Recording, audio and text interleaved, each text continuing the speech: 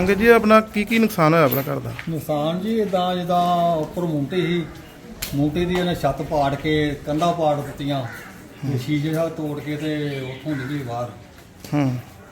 ਕਿੰਨਾ ਕੁ ਲਗਭਗ ਨੁਕਸਾਨ ਹੋ ਗਿਆ ਆਪਣਾ? ਬਾਕੀ ਬੱਤੀ ਦਾ ਸਾਰਾ ਜਿੰਨਾ ਸਮਾਨ ਆ ਸਾਰਾ ਸੜ ਗਿਆ। ਹਾਂ, ਲੱਖ 1.5 ਲੱਖ ਰੁਪਇਆ ਨੁਕਸਾਨ ਹੋ ਗਿਆ। ਠੀਕ ਹੈ ਜੀ।